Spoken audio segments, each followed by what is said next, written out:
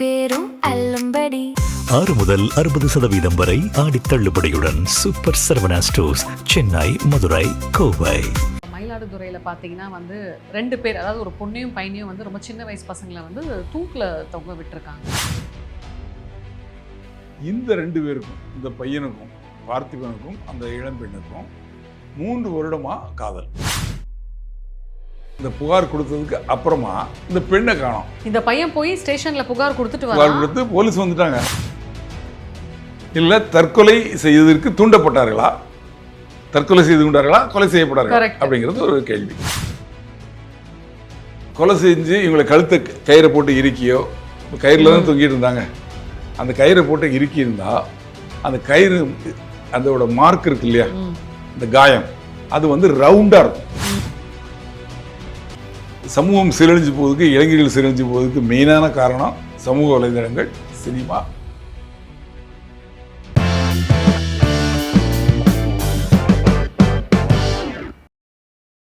GeM TV நேயர்களுக்கு வணக்கம். நான் உங்கள் தொகுப்பாளர் விஜேடினா. நம்ம கூட retired assistant commissioner of police Rajaram sir இருக்காரு. நிறைய விஷயங்கள் ரொம்ப த்ரில்லாகவும் எக்ஸைட்டடாகவும் நம்ம நேயர்களுக்காக சொல்லிக்கிட்டு இருக்காரு, என்னென்ன விஷயங்கள் நடந்துச்சு ஆக்சுவலாக அப்படின்னு சொல்லிட்டு. ஸோ அந்த வகையில் இன்னைக்கு ஒரு முக்கியமான விஷயத்தை பற்றி தான் உரையாட போகிறோம். வணக்கம் சார். வணக்கம் சார். இப்போ மயிலாடுதுறையில் பார்த்தீங்கன்னா வந்து 2 பேர், அதாவது ஒரு பொண்ணையும் பையனையும் வந்து ரொம்ப சின்ன வயசு பசங்களை வந்து தூக்கில் தொங்க விட்டுருக்காங்க. இது எப்படி சார் பார்க்குறீங்க? ஆக்சுவலாக அங்கே என்ன சார் நடந்தது? மயிலாடுதுறை மாவட்டத்தில் தரங்கம்பாடி அப்படிங்கிற ஒரு இடம் இருக்குது. அந்த தரங்கம்பாடிங்கிற ஊரில் மாரிமுத்து அப்படின்னு ஒருத்தர் இருக்கார். அவரோட பையன் பேர் பார்த்திபன். அவனுக்கு வயசு 19. அவங்க வந்து பட்டியலின வகுப்பை சேர்ந்தவங்க. அந்த பையன் வந்து அதிகமாக படிக்கலை. அவன் என்ன வேலை செய்கிறான் அப்படின்னா கொத்தனார் வேலை, கூலி வேலை, இந்த மாதிரி வேலை செஞ்சிட்ருக்கான். 19 வயசுலேயே. 19 வயசு பையன். அவன் வந்து அதே பகுதியை சேர்ந்த ஒரு 17 வயசு பெண். அந்த பெண் வந்து இப்போ +2 முடிச்சிருக்காங்க. ரிசல்ட்லாம் வந்துருச்சு. அவங்கள கொண்டு காலேஜில் சேர்க்க போகிறாங்க. இந்த 2 பேருக்கும், இந்த பையனுக்கும் பார்த்திபனுக்கும் அந்த இளம்பெண்ணுக்கும் 3 வருடமாக காதல். அந்த காதல் வந்து 2 பேரும் வெவ்வேறு சமூகத்தை சேர்ந்தவங்க. அதனால் வந்து அந்த பெண் வீட்டுக்காரங்க அதுக்கு வந்து அவங்க ஒப்புதல் இல்லை அவங்களுக்கு. அவங்கள வந்து இந்த மாதிரி பெண்ணோட தகப்பனாருக்கும் அவங்க குடும்பத்தாருக்கும் இது பிடிக்கலை, இந்த லவ். சொல்லி பார்த்துருக்காங்க. ஆனால் இவங்க கேட்கல. 2 பேருமே பேசுகிறாங்க. குறிப்பாக அந்த பையன் வந்து அந்த பொண்ணுகிட்ட வந்து சிரிச்சு பேசுகிறான். இது அவங்க தட்டி 2-3 வாட்டி கண்டிச்சிருக்காங்க. கண்டிச்சதுக்கப்புறமும் அவங்க 2 பேரும் திருந்த மாதிரி இல்லை. அப்போ என்ன பண்ணியிருக்காங்க, திங்கட்கிழமை அன்னைக்கு இந்த பெண்ணோட பெற்றோர்கள், உறவினர்கள்லாம் சேர்ந்து இந்த பையனை அடிச்சிருக்காங்க. அடித்த உடனே அவன் அந்த பொறையார் போலீஸ் ஸ்டேஷனில் போய் ஒரு கம்ப்ளைண்ட் கொடுக்குறான். இந்த பையன் நான் வந்து பட்டியலினத்தை சேர்ந்தவன், நான் இந்த பெண்ணை இத்தனை வருஷமாக லவ் பண்ணுறேன், அந்த பொண்ணு என்ன லவ் பண்ணுறாங்க, இப்போ அவங்க அப்பா என்னை கூப்பிட்டு, அப்பா உறவினர்கள்லாம் கூப்பிட்டு இதை மாதிரி வந்து அந்த பொண்ணு கூட நீ பழகக்கூடாதுன்னு சொல்லி நான் கண்டித்தாங்க. ஆனால் வந்து நாங்கள் 2 பேரும் அதையும் மீறி பேசி சந்தித்து பேசிகிட்டு இருந்தோம். இதை வந்து காரணம் காட்டி என்னை வந்து இந்த பொண்ணுகிட்ட பேசக்கூடாது அப்படின்னு சொல்லி அவங்க உறவினர்கள்லாம் சேர்ந்து அடித்தாங்க. அவங்க பேரில் இந்த SC/ST ஆக்ட், வன்கொடுமை சட்டம் இருக்கு இல்லையா, அந்த சட்டத்தின் கீழே நடவடிக்கை எடுங்க அப்படின்னு சொல்லி ஒரு புகார் கொடுக்குறான். அதுக்கப்புறமா இந்த புகார் கொடுத்ததுக்கு அப்புறமா இந்த பெண்ணை காணோம். இந்த பையன் போய் ஸ்டேஷன்ல புகார் கொடுத்துட்டு புகார் கொடுத்து போலீஸ் வந்துட்டாங்க. வந்து விசாரிக்கிறாங்க. அந்த ஊரில் வந்து விசாரித்து என்ன நடந்தது, ஏது நடந்தது, சரி 2 தரப்பு வாங்க ஸ்டேஷனுக்கு அப்படின்னு சொல்லிட்டு போயிட்டாங்க. போலீஸ் ஸ்டேஷனுக்கு அவங்க சொல்லிட்டு போனதுக்கப்புறம் பார்த்தா அந்த பொண்ணை தேடுறாங்க. விடிய தேடி பார்த்துட்டு அதிகாலையிலே போலீஸ் ஸ்டேஷனில் போய் சொல்லுறாங்க, பொண்ணை காணோம்னு போய் சொல்லிடுறாங்க. அதுக்கப்புறம் ஒரு 6:30 மணிக்கு பார்த்தா அந்த பொண்ணு வீட்டு பக்கத்துலேயே ஒரு காலி குடிசை. அந்த குடிசையில் இந்த பையனும் பொண்ணும் தூக்கு போட்டு இறந்து தொங்கிட்டு இருக்காங்க. இதை பார்த்துட்டு உடனே காவல்துறைக்கு சொல்கிறாங்க. காவல்துறை வந்துடுறாங்க. 2 பேரும் வெவ்வேறு சமூகத்தை சேர்ந்தவங்க. ஏற்கனவே புகார் காவல் நிலையத்தில் கொடுக்கப்பட்டிருக்கு, அடித்தாங்கன்னு சொல்லி. இந்த சூழ்நிலையில் 2 ஜாதிக்கு இடையில பிரச்சனை ஆகுன்னு சொல்லிட்டு காவல்துறை வந்து அதிக ஸ்ட்ரென்த் எடுத்துட்டு அங்கே வராங்க. இதுக்கு முன்னாடி இந்த பெண் வீடு இருக்கு இல்லையா, அது பக்கத்துலேயே தானே, இறந்த பையனை சேர்ந்த அந்த குடும்பத்தினர், சொந்தக்காரங்க எல்லாம் சேர்ந்து அந்த பெண்ணு வீட்டை அடிச்சு லூட் பண்ணிடுறாங்க. அவங்க சொந்தக்காரங்க வீட்டெல்லாம் அடிச்சு லூட் பண்ணிடுறாங்க இறந்த உடனே. ஆமாம். SP ஸ்டாலின், அப்புறம் ADSP DSP சரவணன், இவங்கெல்லாம் வந்து நிறைய ஸ்ட்ரென்த்தோடு வந்து அதுக்கப்புறம் அந்த முதல் நாள் புகார் கொடுத்தான் இல்லையா, அந்த பையன் அதில் 5 பேரில் கொடுத்துருந்தாப்புல. அந்த பொண்ணோட தகப்பனார் இன்னும் ஒரு 4 பேர் அவங்க சொந்தக்காரங்க, 5 பேரையும் அரெஸ்ட் பண்ணி அதுக்கு வந்து அந்த கேஸு SC/ST அட்ராசிட்டிஸ் ஆக்டில் வழக்கு பதிவு செஞ்சு அவங்கள ரிமாண்ட் பண்ணிட்டாங்க. அது ஒரு பக்கம். இவங்க 2 பேரும் இறந்து போனாங்க. இவங்க வந்து கொலை செய்யப்பட்டார்களா இல்லை தற்கொலை செய்வதற்கு தூண்டப்பட்டார்களா, தற்கொலை செய்து கொண்டார்களா, கொலை செய்யப்பட்டார்களா அப்படிங்கிறது ஒரு கேள்வி. இப்போ அதை விசாரிச்சுட்டு இருக்காங்க. அதில் வந்து இவங்க இறந்து கிடந்த இடம் வந்து அந்த பெண்ணின் வீட்டுக்கு அருகில் இருக்குது. பெண் வீட்டார் தான் ஏற்கனவே இந்த பையனை தாக்கியிருக்காங்க. அதனால் பையன் வீட்டுக்காரங்க என்ன சொல்கிறாங்க, பெண் வீட்டுக்காரங்க தான் அடித்து கொலை செஞ்சு தொங்க விட்டாங்க அப்படின்னு பெண் வீட்டுக்காரங்க அவங்களோட புகாரே கொடுத்துருக்காங்க. அதனால் வந்து அந்த செக்ஷனில் நீங்கள் கேஸ் 302 கேஸ் ரிஜிஸ்டர் பண்ணல. SC/ST அட்ராசிட்டிஸ் ஆக்டையும் சேர்த்து இந்த கொலை வழக்கு தெரியும். முதல் அடித்தது தனி வழக்கு, அது திங்கட்கிழமை நடந்தது. இது செவ்வாய்க்கிழமை அதிகாலையில் பார்த்தாங்க இல்லையா, பொண்ணு காணாமல் போச்சுன்னு, இறந்து போனாங்களே 2 பேர், அதுக்காக உள்ளது. இதில் வந்து போஸ்ட்மார்ட்டத்துக்கு அனுப்பிச்சிருக்காங்க பாடியை. போஸ்ட்மார்ட்டம் பண்ணி டாக்டர் வந்து அவங்க தான் ஒப்பீனியன் கொடுப்பாங்க. கொலை செஞ்சு இவங்களை கழுத்தை கயிறை போட்டு இறுக்கியோ, கயிறில் தான் தொங்கிட்டு இருந்தாங்க, அந்த கயிறை போட்டு இறுக்கி இருந்தால் அந்த கயிறு அதோட மார்க் இருக்கு இல்லையா, இந்த காயம் அது வந்து ரவுண்டாக இருக்கும், கழுத்தில் ரவுண்டாக இருக்கும், பின்பக்கம் வரைக்கும் ரவுண்டாக இருக்கும். இது இவங்களா தற்கொலை பண்ணி தொங்கினாங்கன்னா ஆப்ளிகா அப்படி இருக்கும். அந்த கழுத்தில் உள்ள அந்த காயம் இருக்கு இல்லையா, அந்த காயம் வந்து இப்படி இருக்கும், தொங்குறாங்கல்ல, தொங்கையில் இந்த பக்கமாக இருக்கும். ஆப்ளிக்னா எப்படின்னு புரியுதா, ரவுண்டாக இருக்காது, மேலே இழுத்துக்கிட்டு இருக்கும். அது மாதிரி பின்பகுதியில் அந்த காயம் இருக்காது. அதுக்கப்புறம் பின்பக்கமாக அந்த தழும்பு காயம் இருக்காது, அந்த காயம் இருக்காது. இது அதில் கண்டுபிடிச்சிக்கலாம். ஆனால் இது மாதிரி விஷயங்களில் என்ன ஆகும்னா, அது மாதிரி தற்கொலை பண்ணிக்கிட்டாலோ இல்லை கழுத்தை இறுக்கி நடந்த இது கொலை பண்ணாலோ அவங்க வந்து மோஷன் வெளியே வந்துடும், யூரின் வந்துடும், ஆண்களுக்கு விந்து வெளியே வந்துடும். அது இருக்கிறதுல மூச்சு திணறது இல்லை. எப்படி இறந்து போகிறாங்கன்னா, இந்த கழுத்துக்கு கீழே வந்து உணவு குழாய் இருக்குது, மூச்சு குழாயும் இருக்குது. இந்த மூச்சு குழாயை ஒட்டி அமுகி அதை ஒட்டியே இருக்கக்கூடியது நாவடி எலும்புன்னு, இந்த நாக்குக்கு கீழே இருக்கக்கூடிய எலும்பு, ஹயாய்டு போன் அப்படின்னு சொல்லுவாங்க. அந்த போன் வந்து நொறுங்கிடும் இருக்கையில், கழுத்தை இருக்குனாலும் சரி தூக்கு போட்டுக்கிட்டாலும் சரி நொறுங்கி, அதனால் வந்து அந்த மூச்சு குழாய் அடைக்கப்பட்டு மூச்சு குழாய் வழியாக மூச்சு போகாது உள்ள, அதனால் மூச்சு திணறி இறந்து போயிடுவாங்க. அப்படி மூச்சு திணறி இறக்கையில் அவங்க தான் அந்த சமயத்தில் தான் மோஷன் அந்த சொன்ன இல்லையா, அந்த யூரின் அதெல்லாம் வெளியே வர்றதுக்கு வாய்ப்பு உண்டு. ரொம்ப நேரம் தங்கியிருந்தாங்கன்னா அவங்க வந்து எந்த பக்கமாக தலை வந்து ஒரு பக்கமாக சாஞ்சிருக்கும், இப்படி தொங்கியிருக்கும் இல்லை இப்படி தொங்கியிருக்கும். எப்படி தொங்கியிருக்கோ அதுலேருந்து சலைவா எச்சில் இருக்குல்ல, அது ஒளி இருக்கும், அந்த எச்சில் ஒளி இருக்குது தெரியும், காஞ்சிரும், நேரம் ஆச்சுன்னா காஞ்சிரும். இப்படி இருந்தால் அந்த பக்கம் காஞ்சிரும். அவங்களே தூக்கு போட்டிருந்தாங்கன்னா வலது கை அப்படி உள்ளவங்கன்னா அவங்க வந்து இடது பக்கம் தான் முடிச்சிருக்கும். ஓ, இவ்வளோ தூரம் பார்ப்பீங்களா? இடது கை பழக்கம் உள்ளவங்களுக்கு வலது பக்கம் இருக்கும் முடிச்சு. அந்த அந்த சம்பவம் நடந்த இடம் SOCன்னு சொல்லுவாங்க, சீன் ஆஃப் அக்கரன்ஸ். அந்த இடத்த பார்த்த உடனே ஒரு சிறந்த போலீஸ் அதிகாரினா ஒரு முடிவுக்கு வந்துடலாம், இப்படி தான் நடந்திருக்கிறதுக்கு வாய்ப்பு இருக்குது அப்படி. அதே மாதிரி இவங்களை வந்து ஒரு டவுட், கழுத்து நெரிச்சியோ இது பண்ணியிருந்தாங்கன்னா இவங்க உதறி இருப்பாங்க, அப்போ அந்த சட்டை பட்டன் எல்லாம் கிழிஞ்சிருக்கும், அந்த திணறல்ல. ஆமாம், இல்லை இவங்க வந்து யாராவது வந்து கழுத்தை கொடுத்து இருக்குங்கன்னு கொடுப்பாங்களா, ஒருத்தர் வந்து கழுத்தை இருக்க வரையில அவாய்ட் பண்ண பார்ப்பாங்கல்ல, அப்போ வந்து அவாய்ட் பண்ணல என்ன ஆகும், இவங்க வந்து இவங்களோட சட்டை அவங்களுக்கு கையில் மாட்டோம், அவங்க சட்டை இவங்க கையில் மாட்டோம், இவங்களோட பட்டன் கிழிஞ்சிக்கும், அந்த மாதிரிலாம் இருக்கும். ஆனால் இவங்களா தூக்கு மாட்டிக்கிட்டாங்கன்னா அதெல்லாம் இருக்கிறதுக்கு வாய்ப்புகள் கம்மி. அதுலேயும் கூட சில சமயத்தில் கையால் கூட அவங்க இது பண்ணுறதுக்கு வாய்ப்புகள் உண்டு. ஆனால் அந்த இடத்த பார்த்த உடனே தெரிஞ்சுக்கலாம். ரெண்டாவது, தற்கொலைக்கு தூண்டுறது அப்படிங்கிறது வந்து கொலை பண்ணுறது அப்படிங்கிறது ஒன்று, அதாவது 302 IPC, அது வந்து பழைய இந்தியன் பீனல் கோட்ல 302. இது வந்து 306 அபெட்மெண்ட் ஆஃப் சூசைடு, அதாவது சூசைட் எதுக்கு தற்கொலை செய்வதற்கு தூண்டுறாங்க.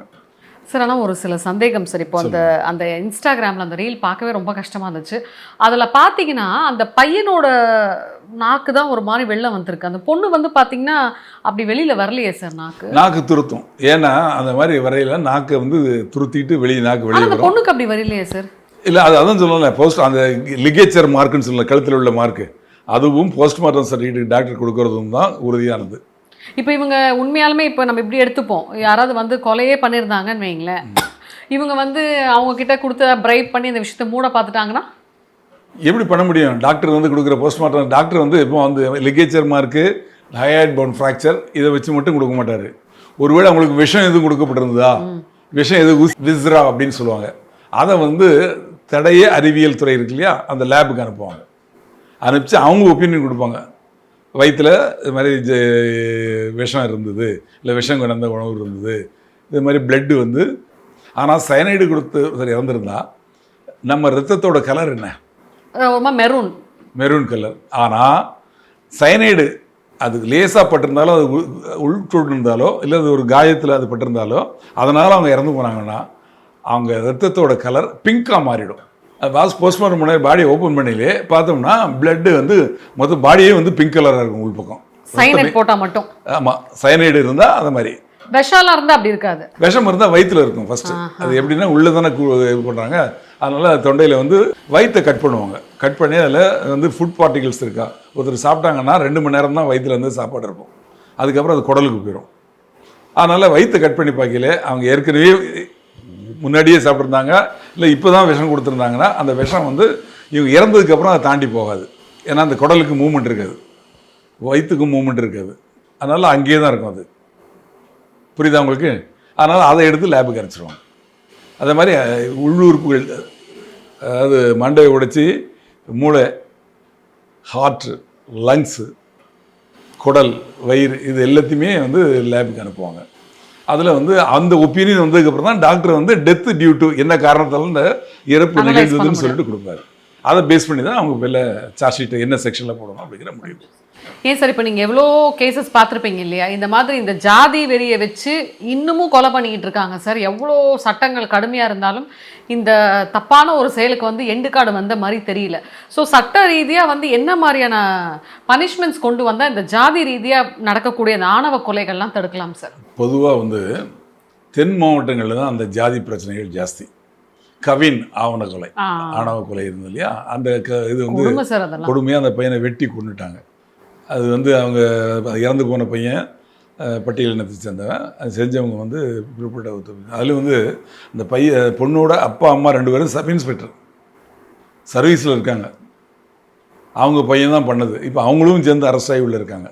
அவங்களுமா சார்? ஆமாம், அவங்களும் ஜெயிலில் தான் இருக்காங்க. அவங்க உறவினரும் ஒருத்தர் இருக்காங்க. அது மாதிரி இந்த ஆணவ படுகொலை அப்படிங்கிறது வந்து ஒன்று.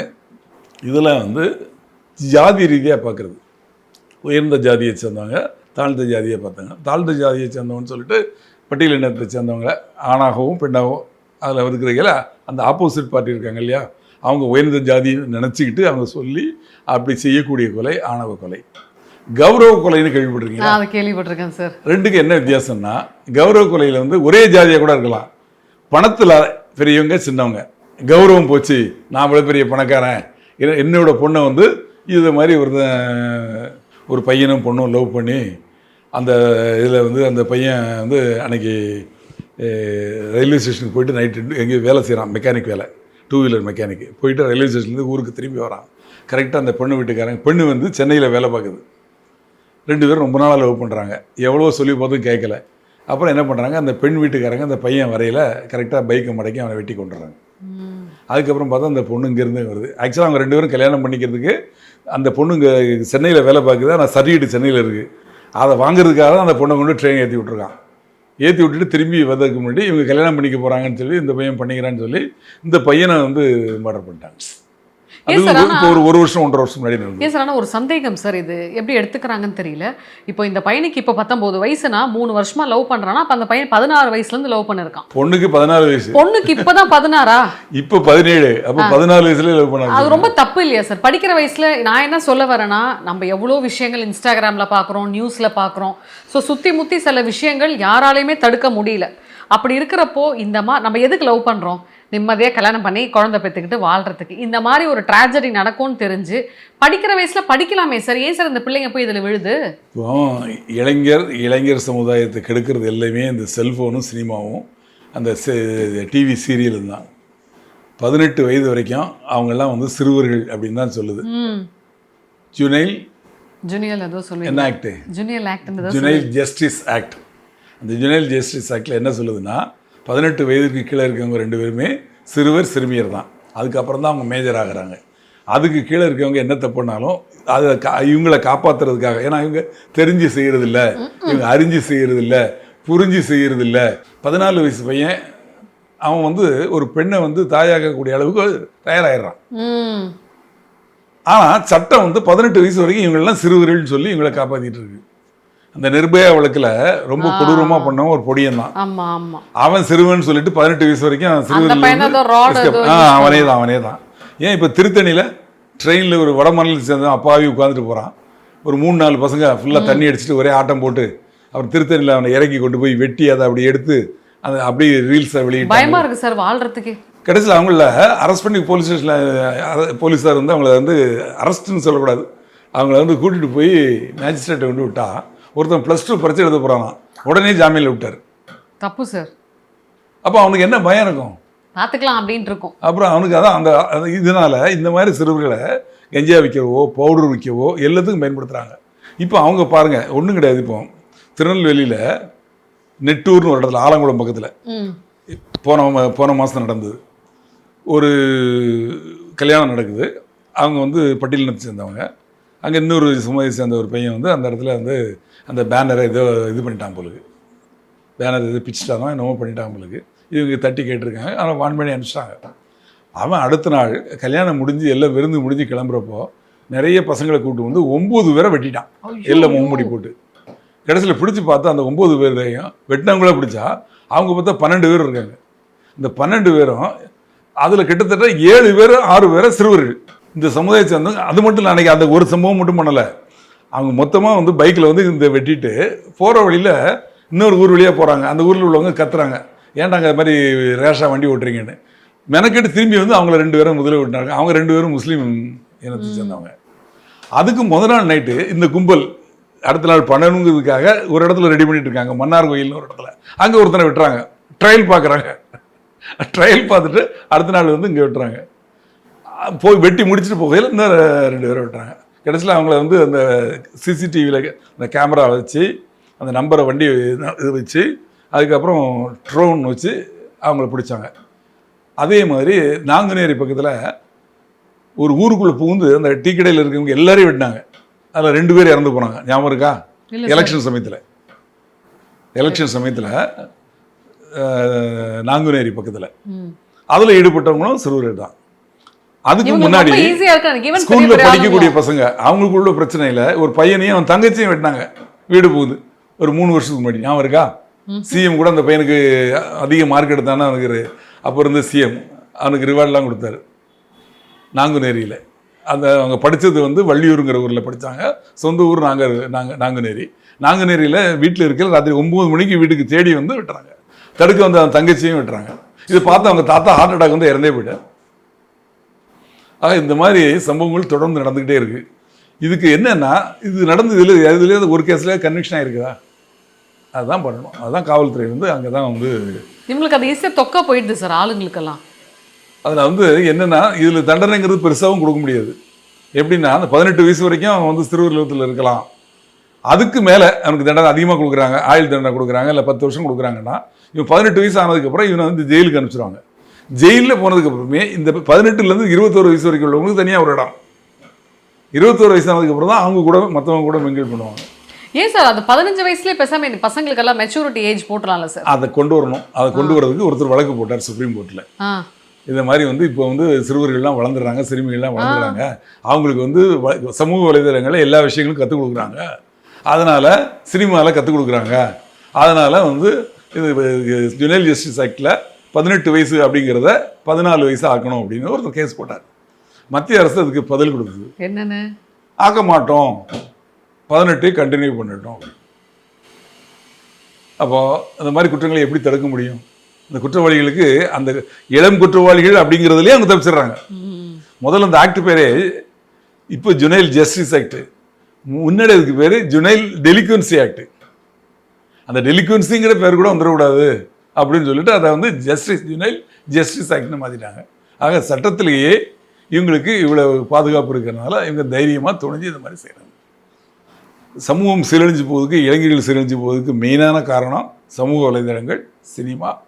ரெண்டாவது இந்த சமூக வலைதளங்கள் காட்டி கொடுத்த மெத்தாம்பெட்டமின், ஹெராயின் பவுடர், இதெல்லாம் வந்து இந்த சமூகத்தை அழிச்சிட்டு இருக்காங்க. சார் இப்போ இந்த மாதிரி விஷயங்கள்லாம் தடுக்கிறதுக்கு என்ன சார் பண்ணலாம்? இதில் சமூகம் மெயினாக, சமூகம் தான் மெயின். சமூகத்தில் வந்து இன்னும் வந்து இந்த ஜாதி அந்த ஜாதி அப்படிங்கிறாங்க. ஆனால் ஆக்சுவலாக இருக்கிறது ஆண்டவன் படைச்சதில் ஓ பாசிட்டிவ், ஓ நெகட்டிவ், ஏ பி அப்படின்னு தான் இருக்குது ரத்தத்தில். அதில் தான் வேறுபாடை தவிர மனிதனில் வந்து ஆண் பெண் இப்போ இருபான்லாம் இவ்வளோ தான் வித்தியாசம் இருக்குது. இவங்க என்ன ஜாதி ஜாதி ஜாதின்னு ஜாதியை கட்டிட்டு அழகிறாங்க. அந்த அரசியல்வாதிகளும் இதை விட மாட்டேங்கிறாங்க. எந்த ஜாதி ஜாஸ்தி இருக்கோ அந்த ஜாதியை சேர்ந்தவங்களை தான் அங்கே வேட்பாளரை நிறுத்துறாங்க. அப்போ தான் அவங்க ஜெயிக்க முடியும். ஆக அவங்க வந்து கேட்டால் சட்டம் போடுவாங்க அரசியல்வாதிகள், ஜாதிலாம் இருக்கக்கூடாது அப்படின்னு சொல்லி. ஆனால் பாரதியார் அன்றைக்கே ஜாதிகள் இல்லை இடை பாப்பான்னு அவரை பாடினார். ஆனால் ஜாதிகள் இல்லைன்னு தான் இன்றைக்கின்னு சொல்கிறோம். ஆனால் ஜாதிகள் இருக்குது. தென் மாவட்டங்களில் என்ன ஜாதி இந்த பையன் அப்படிங்கிறது தெரிஞ்சுக்கிறதுக்கு கையில் கயிறு கட்டிக்கிறான். ஆமாம், ஸ்கூலில் உட்காரையில் அல்பபெட்டிக்கலில் தானே கூப்பிடுவாங்க. அல்பபெட்டிக்கலில் பேர் இருந்தால் அந்த வருஷப்படி தானே உட்காரணும். ஆனால் அப்படி கிடையாது. ஒரு ஜாதியை சேர்ந்தவங்களாம் ஒரு பெஞ்சு, அடுத்த ஜாதியை சேர்ந்தவங்களாம் ஒரு பெஞ்சு, அந்த மாதிரிலாம் இருக்கிறதா சொல்கிறாங்க. இப்போ இதை தடுக்கக்கூடியது யார் பண்ணணும்? கல்வித்துறை, அரசாங்கம். அதுக்கு நடவடிக்கை எடுக்கணும். என்ன நடக்குது, ஜாதி பிரச்சனைகள் எங்கே இருக்குது, அதை தடுக்கிறது எப்படி அப்படின்னு அங்கே நடவடிக்கை எடுக்கணும். ரெண்டாவது பொதுமக்கள்கிட்ட ஒரு அவேர்னஸை ஏற்படுத்தணும். நீ எல்லாரும் ஒரே ஊருக்கு சேர்ந்தவன் தான்ப்பா, நீ அந்த ஜாதி இந்த ஜாதி உயர்ந்த ஜாதிக்கு தாழ்ந்த ஜாதி கிடையாது, எல்லாரும் ஒரே ஜாதி தான், மனித ஜாதி தான் அப்படின்னா அவங்கள புரிய வைக்கணும். அதுக்கப்புறமா இந்த மாதிரி வழக்குகள் நடந்ததில் தண்டனை நீதிமன்றம் மூலமாக கடுமையான தண்டனை வாங்கி கொடுக்கும். அப்படி வாங்கி கொடுத்தா தான் அவங்களுக்கு பயம் ஏற்படும். அங்கே இருக்கக்கூடிய காவல்துறை அதிகாரிகள் அவங்க வந்து இதே மாதிரி ஒரு சூழ்நிலை வந்தது. கிட்டத்தட்ட ஒரு 15-20 ஆண்டுகளுக்கு முன்னாடி, 20 ஆண்டுகளுக்கு மேலே இருக்கும். கலைஞர் அப்போ சிஎம் இருந்தார். அப்போ கிட்டத்தட்ட ஆயிரக்கணக்கான பேர் வெட்டுப்பட்டு செத்தாங்க ஜாதி கலவரத்தில். 3 ஜாதி தான் பிரச்சனை. அந்த 3 ஜாதிக்குள்ளே மாறி மாறி மாறி வெட்டுவாங்க. வெட்டுப்பட்டு இறந்து போகிறவன் எந்த தப்பும் செஞ்சுக்க மாட்டான். அந்த ஜாதியை சேர்ந்தவனுக்காக வெட்டுவாங்க, வெட்டி கொலை பண்ணுவாங்க. ஆயிரக்கணக்கான கொலைகள். அப்போ அவர் ஒரு முடிவெடுத்தார். என்ன பண்ணார்னா, அங்கே இருக்கக்கூடிய இந்த 3 ஜாதியை சேர்ந்தவங்க தான் இன்ஸ்பெக்டராக டிஎஸ்பி இருக்காங்க. அவங்களெல்லாம் தூக்கி வேறு மாவட்டங்கள் தூக்கி வச்சார். வட மாவட்டங்கள் அனுப்பிச்சார். மேற்கு மாவட்டங்கள் இருக்கிறவங்க கூட அங்கே போட்டார். அப்போ போட்டாச்சுன்னா இப்போ இது மாதிரி முன்னாடி இருந்த சூழ்நிலை என்னென்னா, இந்த 3 ஜாதியை சேர்ந்தவங்க தான் ஜாஸ்தி இருப்பாங்க. யாராவது ஒருத்தர் அங்கே இன்ஸ்பெக்டராக இருந்தாங்கன்னா மற்ற 2 ஜாதிக்காரங்களும் அந்த இன்ஸ்பெக்டருக்கு எகன்ஸ்ட் ஆகிடுவாங்க. இவங்க ஜாதிக்காரன் இன்ஸ்பெக்டருக்கு செய்கிறதுக்கெலாம் சப்போர்ட் பண்ண மாதிரி ஆகும். அவர் பண்ணாட்டியும் கூட பரவாயில்ல, அவர் ஒரு நியாயமாக இருப்பார். ஆனால் அவருக்கு தெரியாமையே 2 ஜாதி அங்கே எதிரியாக ஆகிடுவாங்க. அந்த ஏரியாவில் போய் அவர் அக்யூஸ்ட் பிடிக்கவோ அந்த இடத்துல போய் விசாரிக்கவோ முடியாது. இப்போ இந்த 3மே இல்லாத ஆள் வந்துட்டாங்கன்னா பிரச்சனையே இல்லை. அதனால் அந்த பிரச்சனை அதோட ஒழிஞ்சு போச்சு.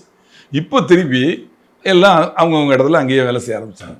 இதெல்லாம் வந்து அரசாங்கம் சீர்தூக்கி பார்த்து உளவுத்துறை மூலமாக உளவுத்துறையை வச்சு கரெக்டாக கண்காணித்து என்ன நடக்குது ஏது நடக்குது அப்படி பண்ணணும். ஏற்கனவே நடந்த வழக்கில் நீதிமன்றத்தை கொண்டு வந்து, விரைவு நீதிமன்றத்தை கொண்டு வந்து விரைவாக நீதிமன்றம் மூலமாக அவங்க தண்டனை வாங்கி கொடுக்கணும். இனிமேல் நடக்காமல் இருக்கிறதுக்கு நான் சொன்ன மாதிரி அங்கே இருக்கக்கூடிய அதிகாரிகளை மாற்றணும். 3வது அங்கே இருக்கிற பொதுமக்கள்கிட்ட இந்த விழிப்புணர்வை ஏற்படுத்தணும். எல்லாரும் ஒன்று தான், அந்த சாதை பெரிய ஜாதி சின்ன ஜாதி கீழ் ஜாதி மேல் ஜாதிலாம் கிடையாது. எல்லாரும் ஒரே ஜாதி, மனித ஜாதி. நம்ம ஒரே ஊரில் பிறந்து வாழ்கிறோம். நாளைக்கு எது இருந்தாலும் நல்லது கெட்டது ஒன்றா தான் இருக்கிறோம், ஒன்றா தான் பார்க்கணும் அப்படிங்கிற ஒரு ஒற்றுமை உணர்வை ஏற்படுத்தணும். இதெல்லாம் பண்ணாதான் அந்த பிரச்சனைக்கு ஒரு தீர்வு கிடைக்கும். ஏன் சார், இப்போ இன்னொரு விஷயம், இப்போ நீங்கள் சொல்கிறீங்கல்ல இந்த மாதிரி ஜாதி கொலை வந்து இருந்துக்கிட்டே இருக்குன்னு. ஜாதி இல்லைன்றாங்க, சொல்கிற ஒரு 10 பேரில் ஒரு 2 பேர் நம்மளை ஏதாவது பார்த்தாங்கன்னா நீங்கள் என்ன ஆளுன்னு கண்டிப்பாக கேட்பாங்க.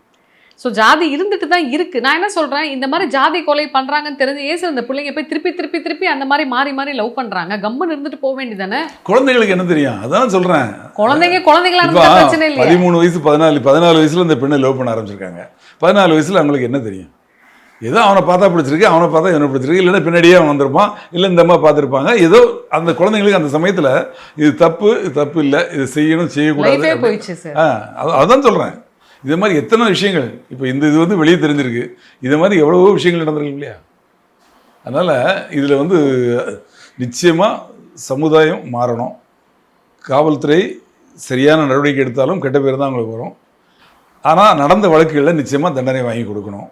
நீதிமன்றங்களும் அந்த மாதிரி விஷயங்களில் இந்த ஜாதியை காரணமாக வச்சு கொலை பண்ணாங்கன்னா அவங்கள ஈஸியாக விடக்கூடாது. நீங்கள் பார்த்துருக்கீங்களா சார் இந்த மாதிரி ஏதாவது ஜாதி கொலையில்? நீங்கள் ஏதாவது சர்வீஸ்? நான் உட்பண்ணதில்லை, சென்னை தான். சென்னையில் அதுக்கு வாய்ப்பு இல்லை. சென்னையில் வந்து எல்லாம் காஸ்மோபாலிட்டன் சிட்டி. பரவாயில்ல, நம்ம சென்னை மக்கள் எவ்வளோ தெய்வம். ஆமாம், எல்லா ஜாதியை சேர்ந்தவங்க இருப்பாங்க. அதனால இங்கே வந்து அடுத்த வீட்டில் இருக்கவங்க என்ன ஜாதி முதல்ல யாருனே தெரியாது ஃபர்ஸ்ட். அப்புறம் அவர் என்ன ஜாதியை சேர்ந்தவர் தெரிஞ்சுக்கிறது, அதுக்கப்புறம் அது ரொம்ப கஷ்டம். பரவாயில்லையே சார், இது மாதிரி அடிச்சு தூக்கில் தொங்க விடுறது, வெட்டுறது, இதெல்லாம் பார்த்தா அதுக்கு எவ்வளோ பரவாயில்ல சார், நிம்மதியாக இருந்துட்டு போகலாம் சார். காஸ்மோபாலிட்டன் சிட்டியில் வந்து அந்த அளவுக்கு பெருசாக இருக்காது பாதிப்பு. ஆனால் இப்போ நீங்கள் சென்னையில் இருந்ததுனால பார்க்கலன்னு சொல்கிறீங்களே, இப்போ நீங்கள் சர்வீஸில் இருக்கிறப்பவே ஏதாவது ஒரு வேற ஒரு ஊரில் இந்த மாதிரிலாம் ரொம்ப கொடுமையான விஷயங்கள் இங்கே சொல்லணும், தென் மாவட்டங்களில் கிட்டத்தட்ட ஆயிரக்கணக்கான கொலைகள்.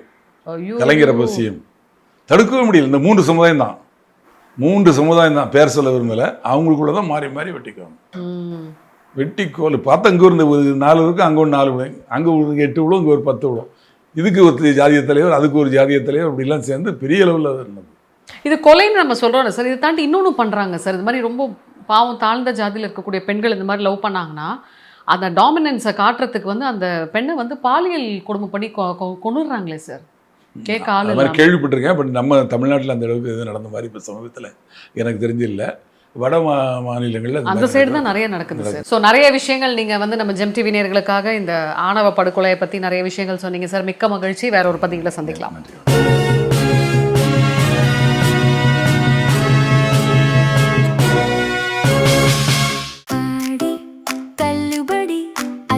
பேரும் அல்லும்படி 6 முதல் 60% வரை ஆடி தள்ளுபடியுடன் சூப்பர் சரவணா ஸ்டோர்ஸ், சென்னை, மதுரை, கோவை.